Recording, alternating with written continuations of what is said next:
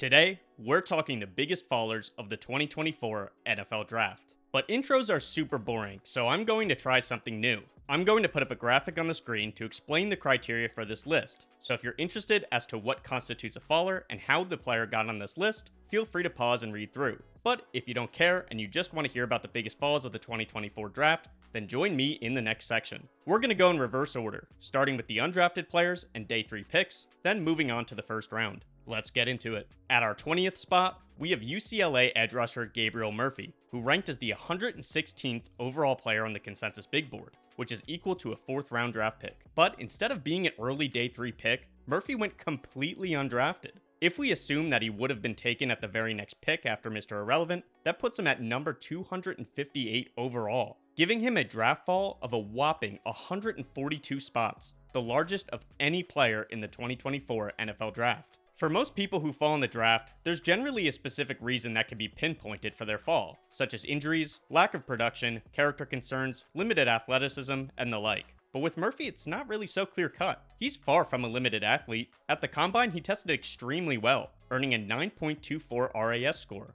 putting him as the 133rd best testing defensive end in Combine history out of over 1,700 participants. He also had excellent production. On 355 pass rushing snaps in 2023, he had 8 sacks, 13 QB hits, and 40 hurries. PFF charted him as having an 18.4% pass rush win rate, which was the 10th best of all players in this draft class. And he had an 8.4% run stop rate, which was the 15th best in this class. He's also a refined rusher, with plenty of moves to counter offensive linemen, and there aren't any reports about character concerns, so it's kind of puzzling why he dropped so far. My best guess? He's undersized, and his arm length is very concerning. At 6'2", 247 pounds, he's in the 13th percentile for height and 12th percentile for weight, and his arm length is only 30.5 inches, which is literally less than 1st percentile for edge rushers. I don't contest that these are good reasons to maybe fall in the draft, but it's shocking that he went from a consensus 4th round player to undrafted with his production and athletic profile just because of size. So maybe there's something I'm missing. But just like Ivan Pace Jr., another player who fell last year due to size, and balled out as my 7th round pick for the jumbo package team, Gabriel Murphy signed with the Vikings as a UDFA, and maybe he'll get a chance to prove that he was at least worth the draft pick. Next up is interior defensive lineman from Miami, Leonard Taylor III, who was also ranked in the 4th round at 125 overall on the consensus big board. Like Murphy, Taylor also went undrafted, suffering a slightly less, but still rather large, draft fall of 133 spots. This 133 spot fall is the culmination of what was an extremely disappointing year for Taylor. Going into the 2023 college football season, Taylor was a consensus late 1st round to early 2nd round pick, peaking at 24 overall on the consensus big board. But he eventually fell 100 spots on the consensus big board, and then over 100 spots further in the actual NFL draft. Taylor fell due to his inconsistency and lack of production this most recent season. In 2023, Taylor played in 10 games and only managed 19 tackles,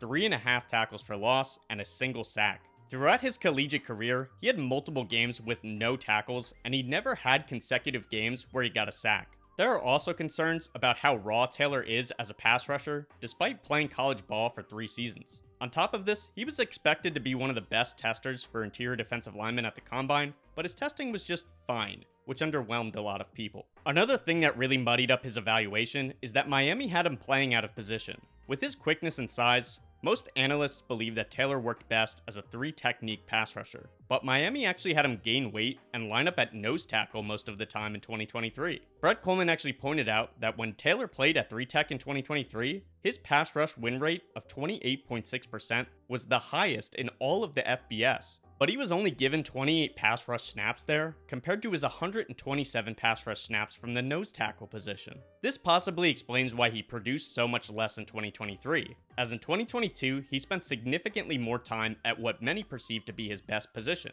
3-technique. Teams likely realized this too, but still didn't want to take the swing on Taylor, ultimately leading to the 2nd largest draft fall in the 2024 NFL Draft. After the draft, he signed as a UDFA with the New York Jets, where he'll get to learn from one of the league's best 3-techniques, Quinnen Williams. Now we move to Boston College offensive lineman Christian Mahogany, who was ranked 95th overall by the consensus, which is a 3rd round pick, but he fell all the way to the 6th round, 210 overall, where he was finally picked by the Lions. This 115 spot drop makes him the third largest faller of the class. Lions GM Brad Holmes actually said that he was shocked Mahogany was even there for him to take, stating, quote, "I was shocked," end quote. Mahogany's fall seems to be due to medicals. He tore his ACL and missed the 2022 season, which is by no means an extensive injury history, but apparently he fell down some teams' boards due to medical questions, at least according to Dane Brugler. But after my research, I can't really find what those medical concerns are. In all of my research, the only thing that I could find regarding his medicals is that teams were reportedly concerned that one of his legs was, quote, longer than the other one by a decent amount,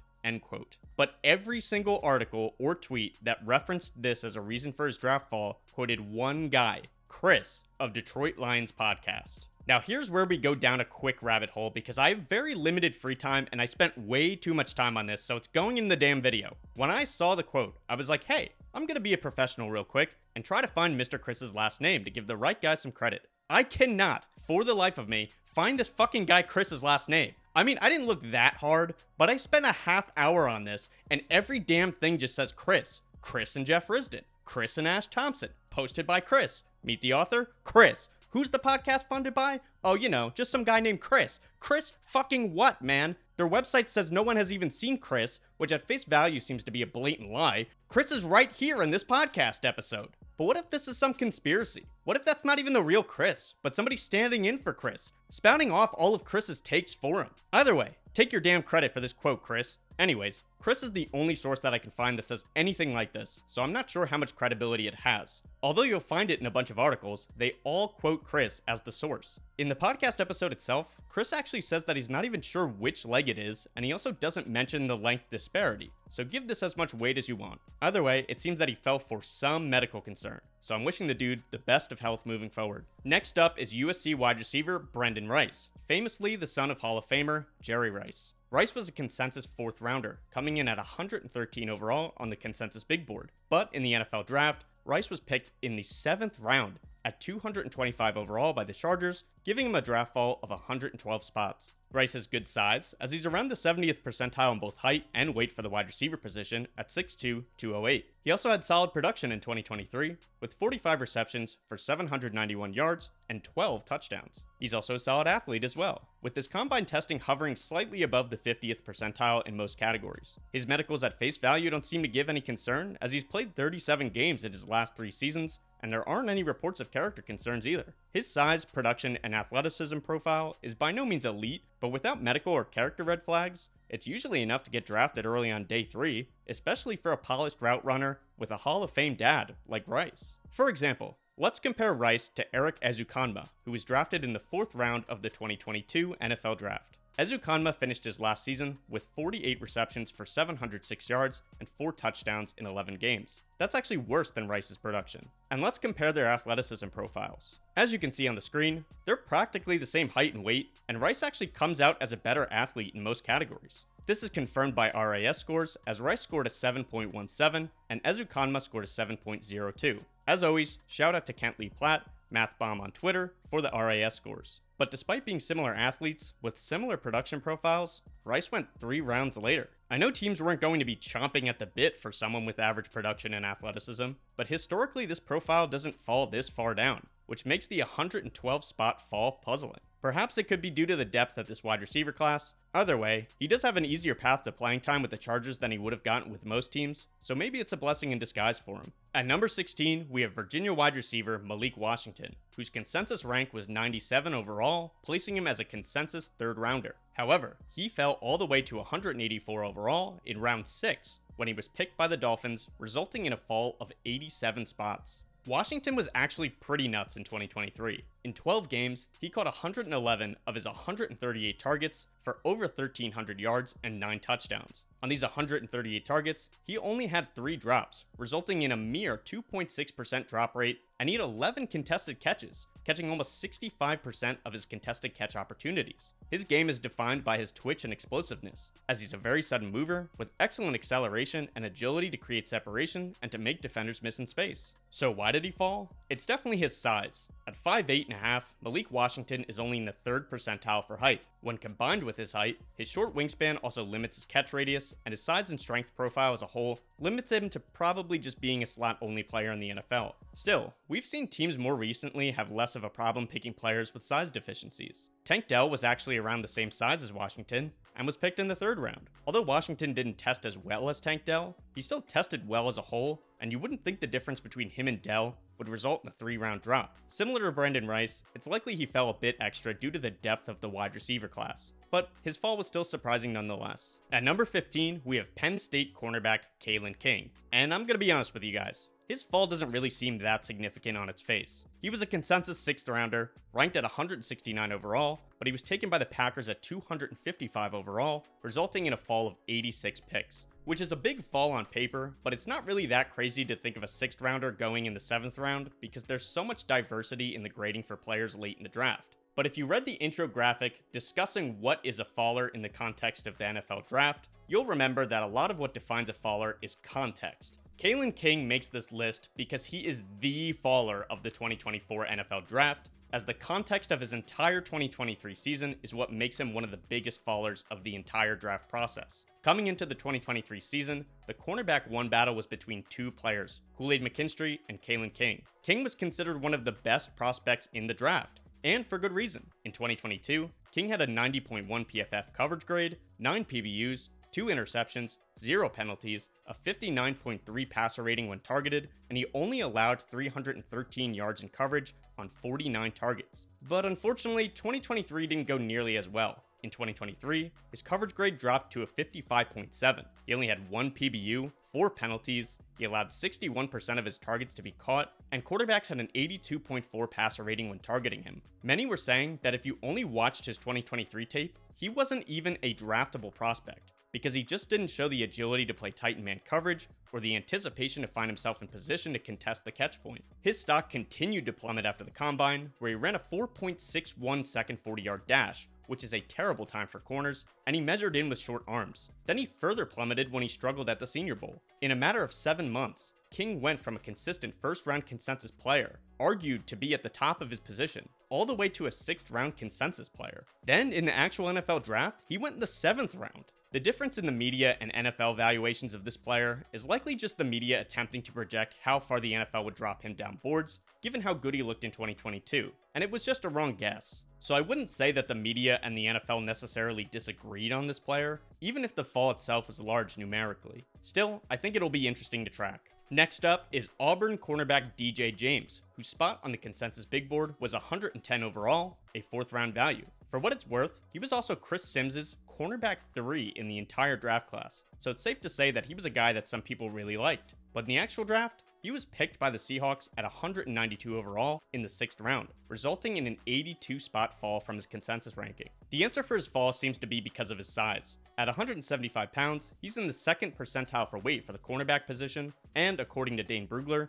teams are concerned about his ability to put on and maintain healthy weight and to increase his playing strength. Specifically, Brugler said that DJ James is thinly built with narrow shoulders and very lean muscle tones, and the NFL scouts believe that he'll struggle to keep his weight above 180 pounds. This is a concern when you consider the fact that he's already 23 years old with 3 years of college experience, so you'd hope that that change in weight would have been made already. Let's compare this to another player with weight concerns, Nate Wiggins, who's only 20 years old and has reportedly been continually adding healthy muscle weight throughout the offseason. And you start to see the concern. Weight is a problem for cornerbacks because they need to be able to not get out physical during the route and at the catch point, but obviously being strong also helps DBs in run defense to not get washed out of plays by blockers and to not get ran through when attempting to make tackles. But as an older player, you'd expect him to put on that weight, and it appears to the NFL teams that his build is not really conducive to putting on more muscle weight. So there seems to be a concern that he'll never be able to improve that portion of his game. The effect of his weight can also be seen in his advanced stats, as he allowed a 61.5% completion percentage when he was targeted, and his 53.3 PFF run D grade was 13th worst in the 2024 class. Still, James started at outside cornerback for 3 years and never allowed over 400 yards or over 3 touchdowns in a season, and his 15 forced incompletions in 2023 and his 88.9 PFF coverage grade both ranked 4th in the 2024 NFL Draft class. Now we get to number 13, who wears number 14, FSU wide receiver Johnny Wilson. A consensus 4th rounder at 109 overall on the consensus big board, but a 6th round draft pick in the real NFL draft where he was selected 185th overall by the Eagles, resulting in a fall of 76 spots. Johnny Wilson's fall is likely due to a combination of 3 reasons. The first is that he's a unique player and there's no real sample size of prior NFL players who are similar to him that have had success. So teams just probably weren't too sure how to use him or how to set him up for success. At 6'6 and 3/8, Mock Draftable has Johnny Wilson as the 2nd tallest wide receiver to ever test at the combine,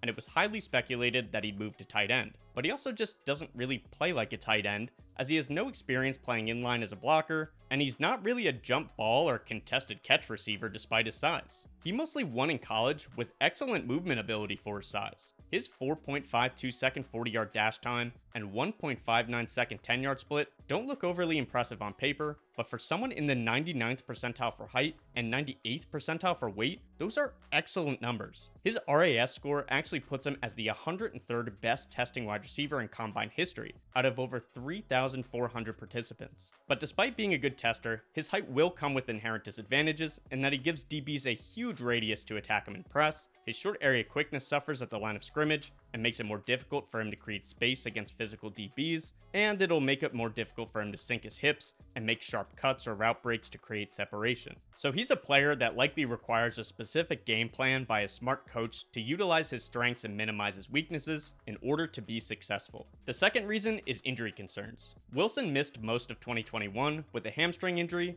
and he lost a few games to injury in 2023, but his size also creates inherent injury concerns. Lastly, he has drop issues. He shows some flashes of making ridiculous catches at times, but his problem is mostly with focus, as he drops a lot of easy passes or passes where he feels defenders about to come hit him from downhill. He has 15 career drops and a 12.8% drop rate, and as mentioned, he's not necessarily someone who wins at the catch point despite being so tall. So overall, I could understand why there's such a discrepancy between consensus and the NFL, as the NFL has to think about the logistics of actually employing him in their offense, and consensus is just taking a swing on the uniqueness of the player and his ceiling if that can all be worked out. It'll be interesting to see who is right on Wilson's value. And next we have Iowa State cornerback TJ Tampa. If we were ranking these draft falls based on pure shock value, he'd probably be in the top 5. But in terms of our reverse numerical system we got going here, TJ Tampa is number 12 on our list. Tej was ranked as a 2nd rounder, number 55 overall on the consensus big board, but he was constantly in 1st round mock drafts. Even days before the NFL draft, he consistently found himself in the back end of the 1st round. But the actual NFL draft, he fell all the way to 130 overall. That's a 4th round pick, and it dropped him 75 total spots from how the consensus viewed him. The most likely reason I could see for his fall is that teams didn't love the testing. A 4.58 second 40-yard dash for a cornerback is really pushing the boundaries of what's viewed as worth taking in the first 3 rounds of the NFL draft, and his 1.64 second 10-yard split was 22nd percentile, which shows that he lacks the acceleration desired in DBs. He also didn't do the vertical jump or broad jump at all, which will raise questions about his explosiveness. Even the Ravens GM Eric DeCosta acknowledged that Tampa's 40-yard dash time was likely what caused him to fall, but DeCosta stated that he would have taken Tampa in day 2 of the draft if they hadn't already taken Wiggins in the 1st. Not sure if he's just hyping up his guy or if that's really true, but still interesting nonetheless that TJ Tampa was drafted so far away from his expectation. If you follow college football or the draft, you'll definitely know this next name, and that's Spencer Rattler at number 11, the South Carolina quarterback. He's the number 80 player on the consensus big board and was valued at a 3rd round pick, but in the NFL draft, he fell to 150 overall in the 5th round when he was picked by the Saints, giving him a total fall of 70 spots. Rattler was the number 1 overall prospect in his high school recruiting class, and as I said in my last video, he was basically supposed to be what Caleb Williams became, a high-level quarterback talent. The problem with Rattler was that everyone thought that he was a massive asshole based on his experience on QB1 Beyond the Lights, where he was seen being a huge jerk to his teammates and was also seen getting suspended and ruled ineligible for the rest of the season for violating the district's code of conduct. He was served a piece of humble pie in college because he struggled very heavily in Lincoln Riley's scheme at Oklahoma, and he was eventually replaced by Caleb Williams. He'd go on to transfer to South Carolina, where he played in a more pro-style scheme. Despite people really hating on him for a long period of time, he actually became a player that a lot of people liked in this draft. There were reports that he became a more mature guy and a better teammate, and many media analysts were impressed with his tape due to having good fundamentals, the ability to attack any part of the field, and the ability to extend plays with his legs and make plays on the move. He was even named the MVP of the Senior Bowl, so he had a good pre-draft process. After 6 quarterbacks were taken in the first round of the 2024 draft, there was talk about him potentially going in the second round if a team needed a quarterback, but as we all know, that didn't happen. Apparently, the whole QB1 Beyond the Lights drama was not behind Rattler. Ian Rappaport mentioned on draft night that it was, quote, unbelievable how many different teams mentioned to him the impression that the 6-year-old documentary had left in their head. But as we talked about with Chris before, I'm still mad at him by the way, all the reporting on this point has come from everyone quoting just Ian Rappaport. I haven't seen anyone else say that the teams really did consider the documentary in their draft day decision. Many even came to Rattler's defense, discussing how he was only 17 at the time and he's 23 years old now, and South Carolina coach Shane Beamer also took to Twitter to defend Rattler. But that doesn't mean NFL scouts or GMs didn't consider it. Whether that is really the reason for his fall, we'll never know. But there are other possibilities, because he's a shorter quarterback prospect, and I've seen some people questioning his overall ceiling, so maybe it was one of those things. Either way, Rattler did wind up falling further than expected. At number 10, we have Clemson linebacker Jeremiah Trotter Jr., who was a consensus 3rd rounder ranked as the 93rd overall player. In the NFL draft, he was drafted by the Eagles at 155 overall in the 5th round, giving him a draft fall of 62 spots. Trotter was once seen as a 1st rounder, and he even peaked at number 2 overall on the consensus big board. That means that a majority of people either had him above Marvin Harrison Jr. or Caleb Williams, because the peak consensus rating is not based off one board. He got to number 2 based on a variety of boards. However, he suffered quite the fall in 2023. It wasn't so much because his play had changed, maybe it was just due to more people getting around to the tape, and then learning about his size, and then his poor testing. In summary, Trotter's a very undersized player who just doesn't really move particularly well. At 6 foot, he's in the 10th percentile for height, and at 228 pounds, he's in the 11th percentile for weight. His lack of size and play strength makes it easy for him to be washed out of rushing plays, and his poor athleticism can make it difficult for him to stay tight in coverage or to square up ball carriers in space. When combining the play strength and athleticism concerns with his poor length, it's really no wonder why he missed 27 tackles in the last 2 seasons. He was highly regarded by consensus because he's a very instinctual player who sees the game well, but it's likely he fell in the draft due to concerns about his size, strength, and athleticism and how those things will translate to the NFL, especially with his play style of being a thumping middle linebacker. Trotter wasn't able to prove anyone wrong about the athleticism concerns because he injured his hamstring, so there are no testing numbers for his 40-yard, 10-yard, vertical, or broad. He did do the short shuttle and 3-cone, but the numbers were unimpressive. Still, smart players are always welcome in the NFL, so perhaps consensus could wind up being right on this player, and he could be worth a 3rd-round pick. However, when you think of smart player with limited athleticism, you do often think 5th round or 4th round or so. Again, if we were drafting this list by pure shock value, Oregon wide receiver Troy Franklin may actually be number 1, as this fall was definitely way further than expected. Despite coming in as a consensus 2nd rounder at number 41 on the consensus big board, which is literally right after the 1st round, he fell all the way to the 4th round, where he was picked at 102 overall by the Denver Broncos, resulting in a draft fall of 61 spots. That's a really significant fall for someone considered to be a late 1st rounder, early 2nd rounder. The surprise definitely showed, as NFL draft fans were really shocked that he hadn't gone on day 2,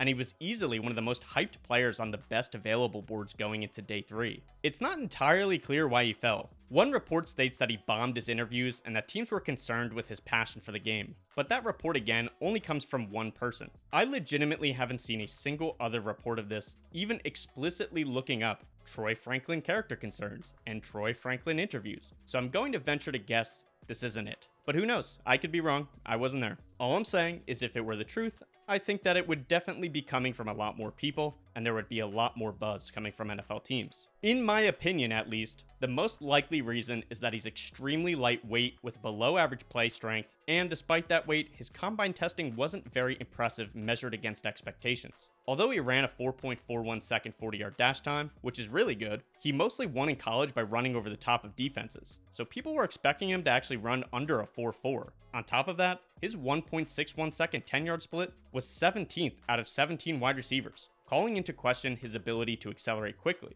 which usually isn't a concern for someone who's so lightweight. He tested well in other drills, but I'm imagining that teams are definitely concerned about his weight and play strength, given that his weight of 176 pounds is 5th percentile, and it really shows on tape. He can get completely disrupted at the line of scrimmage or during his route by physical corners, which he's going to face a lot in the NFL. He also had an egregious 9 drops, calling into question his hands, so I could see why he fell against consensus rankings, but maybe not why he fell all the way to the 4th. People are literally livid that Luke McCaffrey got taken over him, which I think is just really funny to note for later to see how it pans out. Anyways, Franklin finds himself as one of the biggest fallers of the 2024 NFL Draft. At number 8, we have NC State linebacker Peyton Wilson, who is ranked number 46 overall on the consensus big board, which is equal to a second-round pick. However, he wasn't picked until number 98 overall in the 3rd round, when the Steelers finally ended his slide. This is, rather unfortunately for Wilson, an easy question to answer, as it's pretty commonly known that Wilson has struggled with injuries, and he's also an older player. Wilson has played 5 years in college, and he came into the draft as a 24-year-old. Since his senior year of high school, he's had over 10 surgeries for different ailments, including 2 ACL tears and 3 dislocated shoulders. On top of being an older prospect with an extensive injury history, he was also arrested in 2019 after he attempted to evade the police by running into traffic, and then he was hit by a car, which apparently didn't stop him, so you gotta love the effort. But he continued, and then he tried to hide under a parked car. Obviously that didn't work out, but I respect the effort, honestly, I really do. We can add high motor to the strengths column of his scouting report. The details of that incident make it clear that he was intoxicated at the time, and he was pretty young, so similar to the quarterback 1 thing with Rattler, I don't really know how much it really factored into NFL teams' decisions, because people make stupid decisions when they're young, but that doesn't mean that some teams didn't consider it. However, the big concerns with Wilson have consistently been his injuries and his ability to stay healthy. Double-digit surgeries in 6 years is an insane amount, and it appears that he has recurring problems with a lot of these injuries, so he could really struggle to stay healthy in the NFL, especially where the players are stronger and more physical. At number 7, we have Texas tight end Ja'Tavion Sanders, who is number 62 overall on the consensus board, a 3rd-round pick. In the actual NFL draft, he was selected by the Panthers in the 4th round at 101 overall, leading to a draft fall of 39 spots. Sanders was widely considered the number 2 tight end at this draft, but he ultimately wound up being the 4th tight end picked behind Brock Bowers, Ben Sinnott, and Tip Ryman. Sanders is known for his excellent ball skills, as he had 0 drops in 2023, and he showed a consistent ability to make catches through contact and in traffic over the middle of the field. He was also thought to be a high-level athlete, but his testing at the combine was a little bit underwhelming. He still did test well in comparison to most tight ends, but he just wasn't quite as high level as an athlete as many thought that he would be. Additionally, he was a really poor run blocker in college and didn't have a lot of production. 2023 was the most yards he had in the season, with 682, and he only managed 2 touchdowns. I honestly really haven't seen a particular reason for why he fell in the draft, but presumably the NFL just didn't value him as highly as consensus did, and consensus thought he was a much better player than the NFL did. So that's where we'll have to stand on Sanders for now. So we'll move on to number 6, another Texas player, wide receiver A.D. Mitchell, who was the 29th overall player on the consensus big board and a consensus 1st-round pick. However, Mitchell fell 23 spots to the Colts at number 52 overall in the NFL draft. Much has been said about Mitchell over the course of the pre-draft process. At his best, Mitchell showed to be a high-level route runner with elite movement ability and excellent ball skills. He also tested extremely well at the combine with a 9.99 RAS score, which was good for 5th all-time amongst combine testers. But analysts who viewed the tape were concerned with him taking plays off. It was clear that his effort dwindled when he wasn't the primary target, leading the reps where he looked like one of the worst receivers in the draft with how little he separated and how little athleticism he was showing. But then the next rep, you'd see him go all out and burn DBs with sharp lateral cuts and savvy, nuanced route running, and you'd be pulled right back in. Then the next rep, you'd see him be somewhere in between, where he'd look like he was a good route runner, but not a great one, and you'd just be like confused as hell because the tape was just littered with inconsistency. It was actually such a big concern that he was asked about this by the media at the NFL Combine, where he responded with, quote,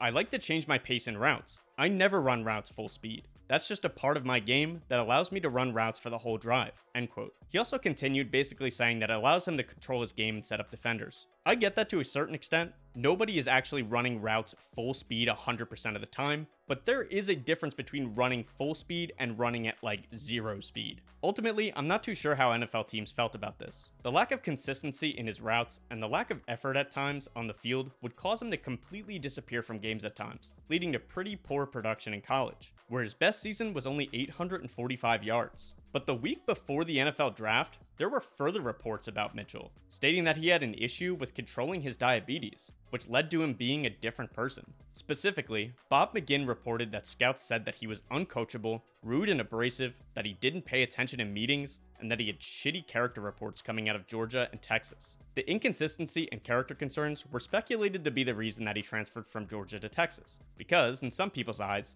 his play and attitude was keeping him off the field. But in a very well-written piece from AD Mitchell to his daughter, he actually praised the Georgia program and revealed that his reason for transferring was to be closer to his daughter. Also, there's been a lot of pushback on the narrative regarding his character concerns. Texas teammates came to Mitchell's defense, and Colts GM Chris Ballard, after the draft, didn't seem to believe the report at all when he rather infamously called the character concerns on AD Mitchell bullshit in a pretty funny interview. Whatever the case, Mitchell did still fall in the NFL draft. It's likely a mixture of concerns with his play and character, but we'll never know. All we know is that AD Mitchell is pissed and he has a chip on his shoulder. As you guys may know, I loved the flashes that I saw on AD Mitchell's tape, so I'm really hoping he lives up to his promise to Chris Ballard to prove him right for drafting Mitchell. Now to the top 5 of this list, where we first get to Iowa DB Cooper DeJean, who was a consensus first-round pick at number 21 overall, but fell to the second round when the Eagles picked him at number 40 overall, a 19-spot fall. DeJean was actually even more well-liked by some people, as PFF had DeJean as their number 8 overall player on their entire board.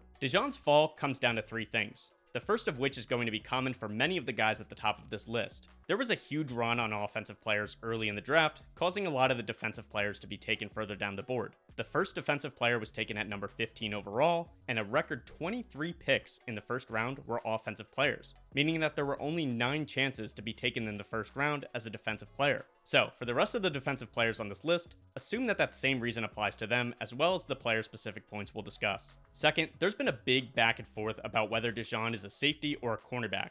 I addressed this in my video about the biggest storylines of the 2024 NFL Draft, but suffice it to say that there's some ambiguity about what his real position will be in the NFL and how he'll best succeed. Some say it's because he's white, others say it's because they question his hip fluidity and ability to stay in phase during transitions. Like I said, I went pretty in depth about this in the other video, so I won't go too far into it here. Lastly, DeJean is coming off a season-ending fibula injury that prevented him from working out at the combine. He did have a really impressive pro day performance, but the injury hurts his ability to stand out amongst other DBs who really rose during that pre-draft process, such as Quinyon Mitchell, who had an excellent Senior Bowl showing, or Nate Wiggins, who had an excellent combine. His pro day was really late in the process, so it's likely that NFL teams had already kind of come to their conclusions on him before they saw those numbers. But now we get to our last offensive player on the board, Oregon center Jackson Powers Johnson, a fan favorite who was listed at number 29 overall on the consensus board, but ultimately was picked at number 44 overall by the Raiders, resulting in a drop of 15 picks. Despite often being mocked in the early 20s to teams like the Steelers, Dolphins, or Cowboys, JPJ wouldn't hear his name until the second round.